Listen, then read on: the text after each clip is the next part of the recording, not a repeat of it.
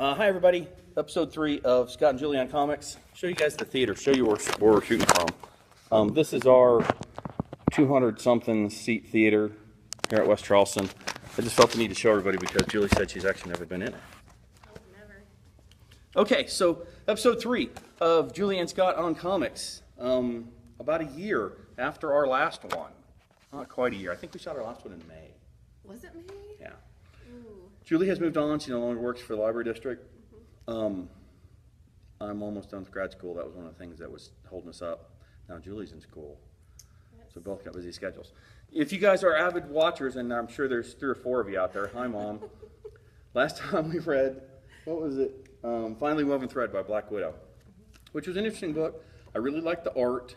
The art is, I think, painted as opposed to inks and somebody that does the pencils and the inks. When it's painted, it doesn't have, everything's not outlined in black. You know, normally every comic is outlined in black and then somebody goes back and does the colors. And this is, when it's painted, it gives it a little bit nicer look. Some of it looks like it's drawn. But the art was great. The story was pretty good. Did you like the story? Yeah, the storyline wasn't like my favorite. It wasn't what kept me buying the other volumes of this. Of Black Widow? Yeah, it was mostly the art. A little bit the plot line, but mostly the art, I gotta say. The plot line was interesting to me because it's much more like a spy book or something like that. It doesn't really have, it didn't have much of a superheroic feel to it. At the end, she fights a guy that's got superpowers. Yes. You know what it felt like a little bit? Have you read Da Vinci Code, the Da Vinci Code? Where there's like the crazed monk that's killing people? It was a little bit like that because there's that zealot monk that she's got to take out that's kind of unstoppable. I forget how she takes him out. Doesn't she knock him into a jet engine or something? Yeah, because he throws a grenade and then it gets like drawn back into like... Spoiler alert. Oh, yeah. The good guys win. What are you going to do? That is true. So what attracts you to Black Widow? Is it like strong female character? I think that's part of it, but not necessarily her as a character. I wouldn't read her in every single comic that's been written or drawn with her in it. Yeah. Just because a lot of times I don't really care for the style, especially how she's drawn, but this one is just really, really stellar when it comes to illustrations in here. And you're right, it comes off like an espionage film. Very like much so, yeah. Storyboard of Yeah. the film. There's like intrigue and there's people, shadowy people in the background. I know it looks like I was just ignoring Julie to check a text. I was actually setting the timer on my clock. Like I got nothing better to do during Julie and Scott on Comics than check some text. Yeah, anyway, yeah, it had like an intrigue. There was some intrigue where we even talked about it. There was one part where the guy that sets up her missions for her Isaiah is talking to some people in a car, and we weren't exactly sure. I read that a couple of times, and I'm still not exactly sure what happened in that scene. If they, well, we don't want to spoil it too much, but it was a good book. We both recommend it. I enjoyed it. I know Julie enjoys it because she recommended it. Yes. For next episode. Maybe we'll be able to do these every month. Yeah. I got 2 Daredevils to choose from because I've been watching Daredevil on Netflix. It's really entertaining. I've binged 4 episodes so far. You're still on the first season. Yeah, still on first season. Okay. I just got Netflix for the first time, like 2 weeks ago because I cut the cord. You have a smartphone and you don't have Netflix. I don't have Netflix. Sad. And so I've been watching a bunch of Daredevil. It was really good. It's really, really good. It's really gritty and there's just a little tiny bit of humor in it. Foggy Nelson's really good. Okay, so here's our choices. There's Born Again by Daredevil. It's Mazzucchelli and Frank Miller. It's the story of, I think this is the one where Karen Page turned into a junkie. What? Yeah, it's kind of a dark story. It's Cap is in it. There's a guy named Nuke. If you guys are big fans of Cap, you might know who Nuke is. He's got a tattoo of a flag on his face. Kingpin's in it a bunch. Oh, okay. It's pretty good. This is a Daredevil book by Mark Waid, a little more recent, a little more modern. He fights Claw in this one. There's some really cool representations of how Matt Murdock sees the world. Sees, because he's obviously blind, but how his radar sense works. That's an interesting one, too. Okay. And then third choice is a book called East of West, which is a weird, genre-busting, hard-to-define comic book. It is, it's a little bit gothic, it's a little bit of a western, it's a little bit sci-fi. It has some mythological aspects in it, like Native American mythology, Chinese mythology. It's beautiful and lush and super weird. Okay.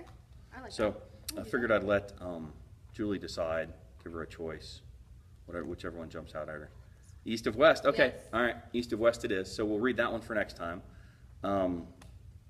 I want to take this opportunity now to address a controversy that has been raging through the nerd community here at West Charleston, and that is the viability of magic as a superpower. I personally think magic is a dopey superpower. It's a lame second string superpower. Like, I don't know, there's some, I looked at a list on, You looked at a list. yeah, there was some list online of like the 30 lamest superpowers. And it wasn't even on the list. Apparently, most of the people don't agree with me. There's two individuals that work here at I almost said my other job, at West Charleston. Oh, as always, rehearsal's going pretty good. Yeah. But they both think magic is a perfectly viable superpower, and I just don't. Because, like, was Merlin a superpower? Was he a superhero?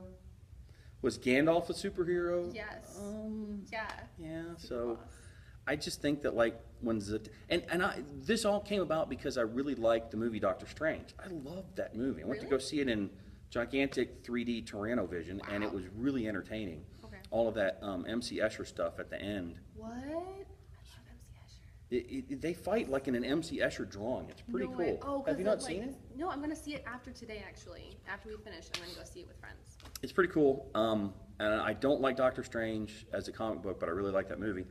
And then that got me and the other nerds talking about magic, and I just think magic is a dopey superpower. It depends on who's wielding it, how they got it. It is always different little fine points. If they do this, that's lame. That was one of the things I liked about Doctor Strange was when they shot the magic, it looked kind of like they were really shooting a projectile. Whereas like when Scarlet Witch does this, that's kind of silly looking. But it turns out she doesn't actually have magic. It's some kind of weird mutant superpower in the comics. Really? Oh. She can affect reality or something. So, because in the movies it's more like from scientific testing, though. It kind of looks That's how it's scientific, portrayed. but she does a lot of this, and She's got those little finger rings all over, Yeah, and this little black nail polish. she's got her double shoulder. The details make I don't it. take that. Okay, so we're going to read East of West, Volume 1, for next episode. We've firmly established that magic is a dumb superpower. Sure, There's a couple of sure. nerds that just went, Just a couple. I gave them the chance. I told them, I said, look, if you guys want to write something down, I will read your prepared statement during Julian Scott on Comics, but I wasn't going to have them come in here and ruin our fun. No. Okay, so coming to you live from the theater at the West Charleston Library, I have a small surprise for Julie. Oh